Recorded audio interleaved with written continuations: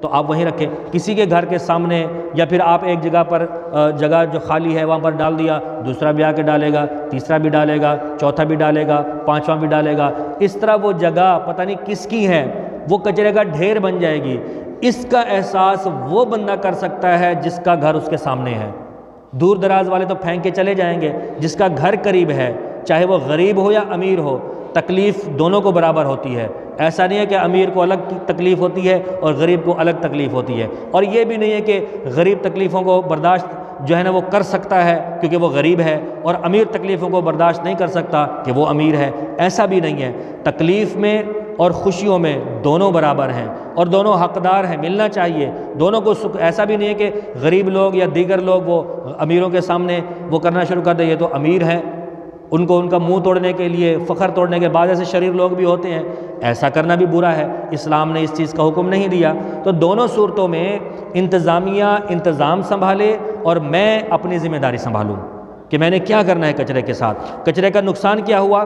ایک مرتبہ کراچی کے علاقے یہ کھڈا مارکیٹ میں آپ لوگوں نے سنا ہوگا، رات کے وقت کچرے کے ڈھیر میں لگنے والی آگ کے دھوئیں نے ایک رہائشی عمارت کی پہلی منزل کو اپنے لپیٹ میں لے لیا، جس کے نتیجے میں دم گھٹنے سے 60 سالہ آمنہ، 3 سالہ ایان اور 1 سالہ عبدالعزیز زندگی کی بازی ہار کر موت کی وادی میں چلے گئے.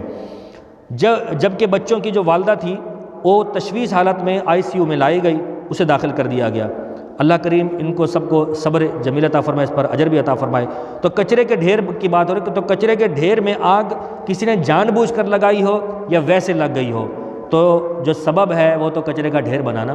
تو کچرے کا ڈھیر کہاں رکھنا چاہیے، کس حالت میں رکھنا چاہیے، اس کے کیا انتظامات ہیں؟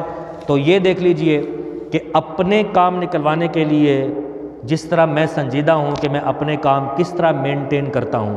گھر کی صفائی کرنے میں کامیاب ہو گیا آپ کے گھر والے؟ ہو گئے. اس کچرے کو کہاں رکھنا ہے یہ سوچنا بڑا ہی اہم ٹاپک ہے.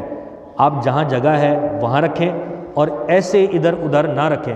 بعض اوقات کسی کے گھر کے کچرے کی گندگی زیادہ ہوگی، کچرا گندگی ہی ہوتا ہے اور کیا ہوتا ہے، تو اس پر بھی لوگ اعتراض کرتے ہیں یار اتنا گندا گھر ہے کہ گندگی میں گندگی آئے گی، کچرے میں کچرا ہی آئے گا. سونا چاندی تھوڑی لوگ پھینکیں گے، یا گھر کے برتن تھوڑی پھینک دیں گے، یا گھر کے پہنے ہوئے کپڑے تھوڑی پھینک دیں گے کہ جس نے کپڑے پھینک دیے، چمچ پھینک دیے، پلیٹیں پھینک دی، کپ پھینک دیے، سونا چاندی زیورات اور دے دیے. یہ کچرا کچرا ہے، ورنہ کچرا کچرا نہیں ہے. کچرا کچرا ہی ہوتا ہے چاہے وہ جیسا بھی ہو. کچرا گندا ہی ہوتا ہے، اسے بدبو ہی آتی ہے. تو اس طرح گھر کی کچرے سے گھر والوں کی ویلیو کا اندازہ نہیں لگایا جا سکتا، کیونکہ کچرا ہے وہ کچرا ہی ہے. گھر والوں کو کچرا کہنا یہ اچھی بات نہیں ہے. تو یہ سوچنے والی بات ہے. تو اللہ جل شانہ ہم سب کو اسلام کے مطابق زندگی گزارنے، صلاۃ و سنت کا پابند کرنے اور